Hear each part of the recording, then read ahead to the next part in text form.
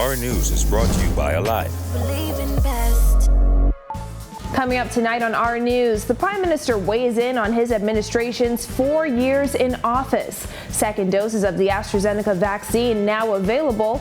This as the vaccine committee addresses a system glitch.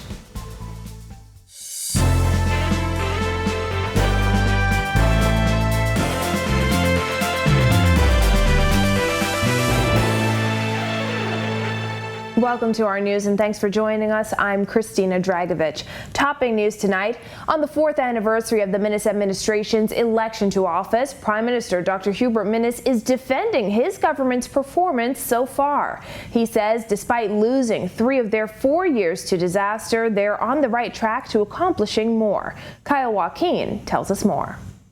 As I've said, priorities had to be shifted, because we had 3 years of destruction. We could have totally ignored the destruction and just stick to your program. But if you did that, your country would be a disaster. Prime Minister says Hurricane Irma in 2017, Dorian in 2019, and the COVID-19 pandemic have cost the Minnis administration 3 of its 4 years in office so far, and that many of the plans his government had on the table had to be adjusted. We could have concentrated only on the catastrophic problems that we face. But then what happens? Your country stagnates, it don't move.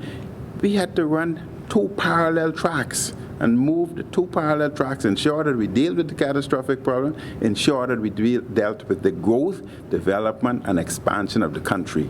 It was impossible to deal with all of what we promised within that 1 year, but be assured that all will be done. Thank you very much. Since the passage of Irma in 2017, the government has been criticized for the slow pace of work on Ragged Island, which was the hardest hit by that storm. And in 2019, after Dorian, there was also concern over the response by the international community compared to the government. And then there's COVID-19, which Minnis says his government has been handling well. We were successful in terms of implementing a vaccination program. We managed what we thought was well, the COVID pandemic that we've seen throughout the world, and now we're slowly opening up our economy. But there are other promises made by the then opposition on the campaign trail in 2017 that have yet to be realized. I am still a strong advocate for term limits for prime ministers. I am still a strong advocate that no prime minister should go beyond 2 terms, 10 years. That's still coming. I am still a strong advocate for fixed dates. That's still coming. Minnis said free tertiary education at the University of the Bahamas and BTVI, health and land ownership have been accomplished so far. Things he's proud to say have been done under his watch. So we are well on our way in spite of the challenge, in spite of losing 3 years. 4 years in power, you lose 3. Irma, Dorian, and COVID. Now again, according to Minnis, he still has time and he will get a lot more things done. For Our News, I'm Kyle Joaquin.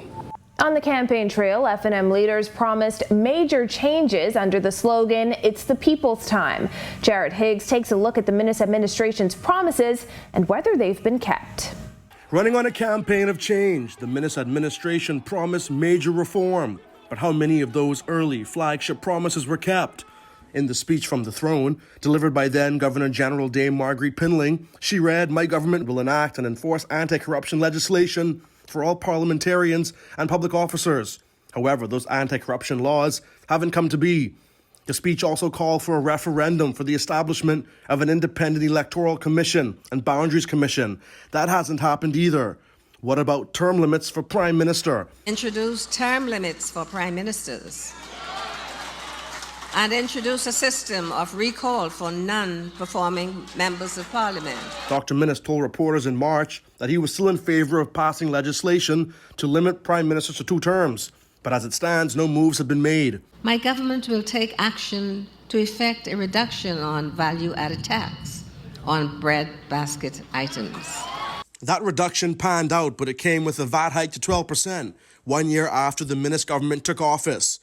Another unpopular move, the signing of a heads of agreement with Oban Energies for the establishment of a $5.5 billion oil storage and refinery facility on Grand Bahama. So we've decided to get out of the bullpen, walk up to the plate, and swing the bat.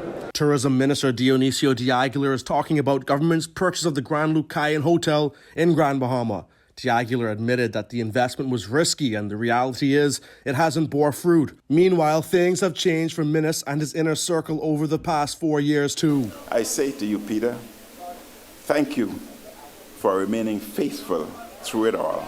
In that clip, he dotes over his former deputy, Peter Turnquest. Turnquest has since resigned as Deputy Prime Minister and Minister of Finance after allegations that he helped defraud two companies out of $28 million. He denies those claims and wasn't named in the lawsuit in question. Two other cabinet ministers have resigned in the past year, and before that, longtime FNM Brent Simonet resigned from cabinet. But government supporters say there have been noteworthy accomplishments. They point to free education at the University of the Bahamas and BTVI, as well as millions of dollars in grants and support provided to people wanting to start small businesses as evidence that government is supporting young people. Improvement to the New Providence landfill is also considered a legitimate success. And with an election due in 1 year, there's speculation that one may be called sooner. However, Dr. Minnis has remained tight-lipped. Everything they're ready, I'll stand here now and ring the bell. We'll wait and see. Reporting for Our News, I'm Jared Higgs. Well, the National COVID-19 Vaccine Consultative Committee has run into a glitch in its system, which affected the records of more than 8,000 people who have gotten their first dose. However, a co-chair tells reporters the glitch is being resolved. Here's Kyle Joaquin. And as you know, any transfer of data creates some hiccups. The transfer of data from one platform to another as more and more COVID-19 vaccines came into country created a small issue for the COVID-19 Consultative Committee. Data regarding thousands of vaccine recipients somehow didn't make the transfer. I think out of 10,000, we recognize that we had probably somewhere between 800 and 1,000 names that didn't transfer for whatever reasons. We then subsequently updated. That number has now dwindled down significantly. I can't tell you the exact number, but that's been dwindled down significantly. So just like any transfer of data. Committee co-chair Ed Fields says no one's personal information has been lost or jeopardized. No. We know where the data is. It's just a matter of getting it uploaded to the new system. Second doses of the AstraZeneca vaccine began Monday morning with Prime Minister Dr. Hubert Minnis getting his. All done? Fields says another 33,000 doses of the vaccine is expected in country as early as Tuesday. He said there should be no issue for those still looking to get their first dose. Obviously, the demand will determine how we manage that. So I want the folks who are out there to know that we're literally monitoring this day by day based on the demand for first doses, and of course making sure that second dose folks all have doses available for them. So that's how we're going to have to manage it. I couldn't sit here right now and say, oh, we're going to stop it on this day or we're going to stop it on that day. We have to look to see how the demand is happening on a daily basis. And Fields said more doses are also expected in country at the end of May. Over 36,000 Bahamians have gotten their first dose so far. For Our News, I'm Kyle Joaquin. Residents on all family islands may soon be free from a curfew. As the current state of emergency expires on the 23rd, Prime Minister Dr. Hubert Minnis shared with reporters what recommendations have been coming from his meetings with medical professionals. I've had discussion with some of the medical professionals already, and there's a possibility, I'm not saying that it will happen, there's a possibility that all family islands, excluding New Providence and Grand Bahama, will have the curfew removed. Well, 1 year before voters returned to the polls, union leaders presented a united front today, calling on political parties vying for votes to agree to 13 demands or else. Berthany McDermott has that. Leaders of the United Labor Union are warning they will advise their members not to support any political organization that refuses to agree to sign their names to 13 demands, according to Trade Union Congress President Opie Ferguson. The working people of this country, the trade union leaders, are directly and inextricably connected with any movement in this economy. We use them to get elected.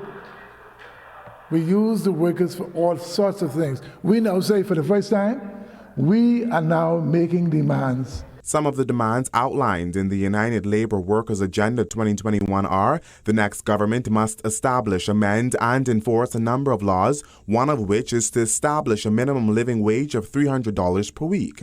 Workers' representatives must be included in the decision-making process of national policies and be included in all heads of agreement negotiations with investors.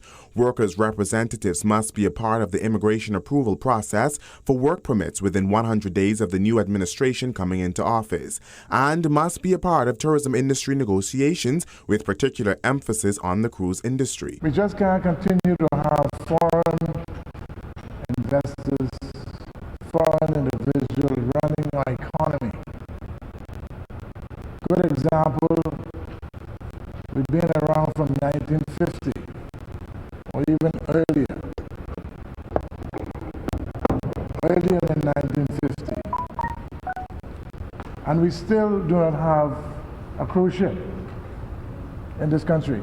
Ferguson said both the PLP and FNM have proven not to be for the labor movement. He stressed that the next election is very critical and they will ensure all members are registered. This is like your requirement for employment.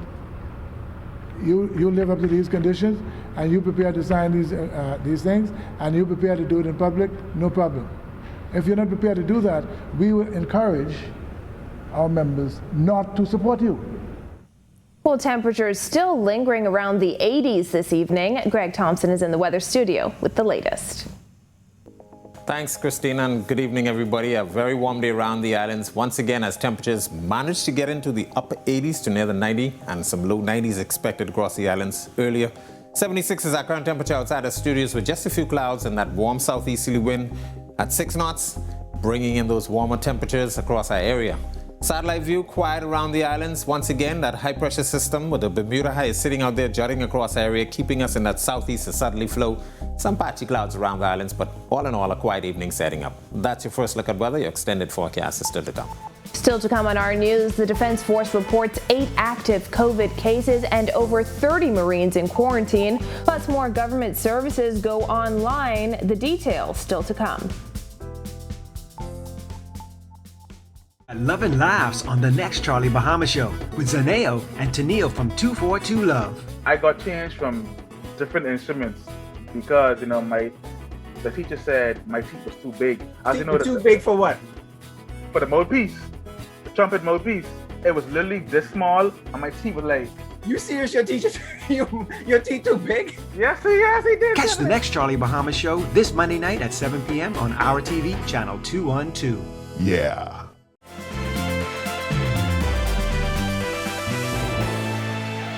The Royal Bahamas Defense Force has implemented several new COVID-19 policies to stop the spread of the deadly virus, including mass testing ahead of deployment exercises. Commodore Dr. Raymond King says the new measures come as the country battles a third wave of infections. Jasmine Brown reports. With 8 active COVID-19 cases within the force and just over 31 Marines in quarantine, the Royal Bahamas Defense Force Commodore says the force is waging a war of its own by deploying strategies geared at keeping COVID-19 from spreading among officers. I don't want to become elated too soon or too quickly, but we have managed this third wave in terms of numbers within the organization. As it relates to vaccine buy-in, the Commodore says the number of Marines opting to take the vaccine is increasing. I think we got caught up in a bubble, a false bubble, that we work together in a small confinement, that we are safe. But the reality of it is, persons, when they leave the workplace and they go to their various homes, they have their own circles and sphere of influences, okay?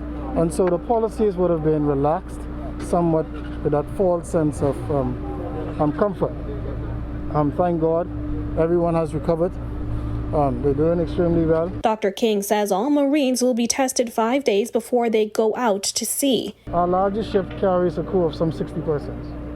And it takes just one case on board, and now you have 59 persons who must be quarantined. If we could detect any sense that someone may be exposed, to address it immediately.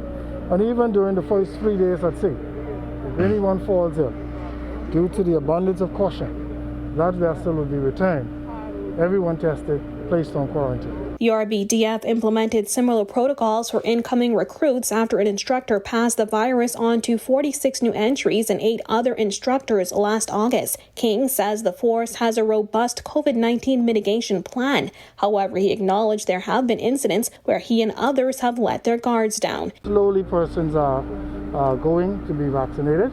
They have, but there was a high level of hesitancy early on, but it has somewhat eased, and persons are now going to be vaccinated. Now, King says despite what is obviously a third wave of COVID-19 cases, he says he remains confident that the Royal Bahamas Defense Force will continue to keep a low case count. Reporting for our news, I'm Jasmine Brown.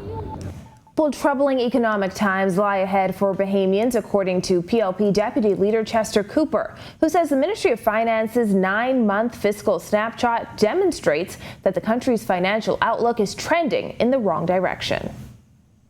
We are on the threshold of some very troubling economic times. The ministry's combined 9-month fiscal snapshot and report on budgetary performance reveals that costs arising from the COVID-19 pandemic and the extraordinary increases in expenditure to support social assistance programs have led to a widening of the fiscal deficit and a substantial increase in the reality is that we are very concerned as to where we are to date. I'm very concerned about the government's management or lack of management of the economy. These have been very difficult times that we have had to traverse, and we want to ensure that the decisions that are being made by the government during this highly charged political environment is in the best interest of our country. Still to come, government launches the digital portal for online services, plus Buddy Hield and the Kings rule supreme over the Thunder. We have the details when our news returns. Love and laughs on the next Charlie Bahama Show with Zaneo and Tennille from 242 Love. I got changed from different instruments because the teacher said my teeth was too big. Too big for what? For the mouthpiece, the trumpet mouthpiece. It was literally this small, and my teeth was like. You serious? Your teacher, your teeth too big? Yes, he did. Catch the next Charlie Bahama Show this Monday night at 7 p.m. on Our TV, channel 212. Yeah.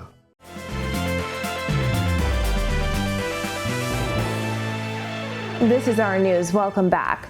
Renewing a driver's license, applying for a police record, and renewing an e-passport should now be easier, according to Minister of State for Finance Kwesi Thompson, as government today launched the mygateway.gov.bs website. Thompson says the new centralized portal is a secure way for Bahamians to request, pay for, and access a range of online services. If we want to stimulate growth, we have to look at things differently. The government of the Bahamas truly believes that digitization will create a path to economic development. We have ambitious goals for digital transformation in our country, but we believe that they are achievable goals. More than 5,000 Bahamians have registered on the site, and the portal has facilitated more than 1,100 driver's license renewals so far. Deed searches, renewing post office box rentals, applying for a housing service lot, or renewing a notary public license will be available on the site by the end of the week. The launch is part of government's $30 million digital transformation. One of the ways that, in terms of making things easier for people and making government services easier, is to be able to streamline those processes and digitize those processes. And that's really at the heart of what it is that we are doing. Time is important for people. And time, the more we are able to save time for our citizens, the more we make it easier for people to do business, and the cheaper we make it for people to do business. And tonight in sports, DeAndre Ayton and the Suns cooled off by the Lakers. Marcellus Hall has that and more.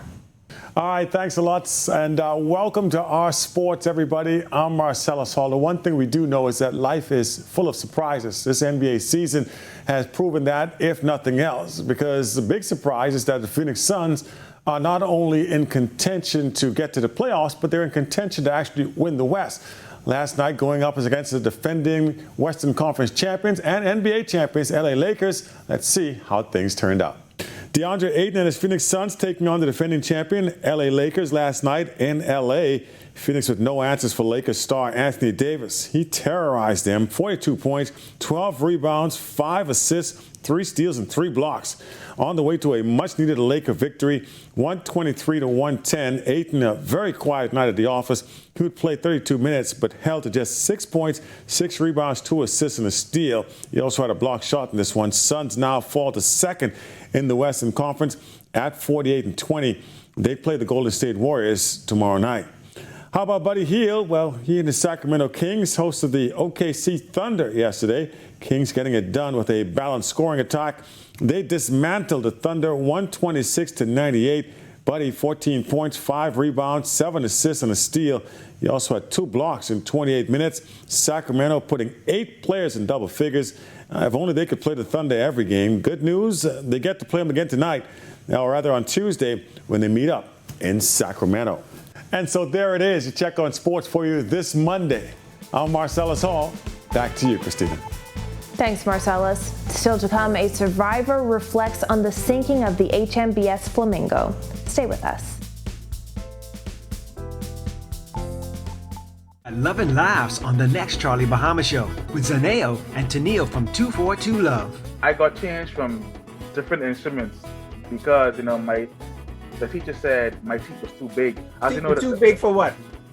For the mouthpiece, the trumpet mouthpiece. It was literally this small, and my teeth were like. You serious? Your teacher, your teeth too big? Yes, he did. Catch the next Charlie Bahama Show this Monday night at 7 p.m. on Our TV, channel 212. Yeah.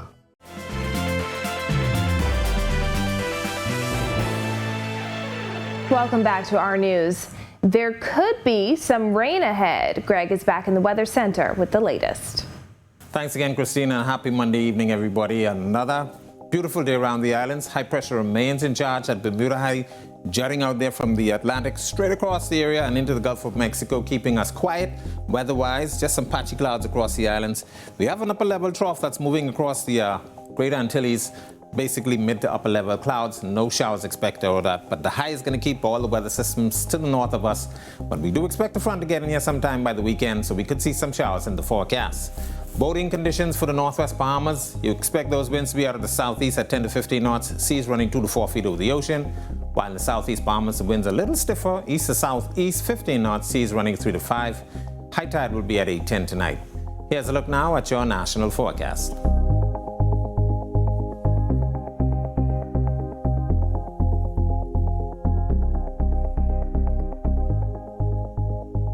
A look now at your extended forecast through Saturday.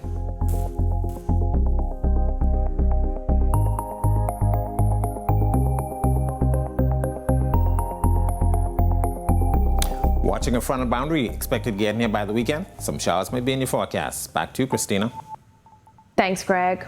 Well, 41 years after 4 of his colleagues were killed during an attack on the HMBS Flamingo, a surviving officer who retired just last month is revealing why he decided to continue to dedicate his life to the Royal Bahamas Defense Force. Captain Whitfield Neely attended a wreath-laying ceremony at the Flamingo Monument at Coral Harbor and the water's edge. I stayed that long on the Defense Force because I found that as every day passed, the Defense Force was one of the most enjoyable spots in the world. Every day was different, and I really loved my job on the Defense Force. Marine seaman David Tucker, Edward Williams, Austin Smith, and able seaman Frederick Stirrup were killed on May 10, 1980. The HMBS Flamingo sank in waters off the Ragged Island chain after it was attacked by Cuban military fighter jets while heading toward Key Santo Domingo with Cuban poachers on board. Neely, who was 21 at the time, says he'll never forget the tragic events. I knew all of them. I knew everyone that died. Edward Williams and I grew up on the same street, East Street. He lived on Lewis Street. I lived down on Lily of the Valley corner, so we saw each other very often. But the other 3 guys, I met them when I came in on the Defense Force. And they were all wonderful guys. We all got along very well. A memorial in their honor was erected in 2008. Well, thank you for joining us for our news tonight. On behalf of the entire team, I'm Christina Dragovich. Have a beautiful evening, Bahamas. A new episode of Where in the World is Wally starts right now.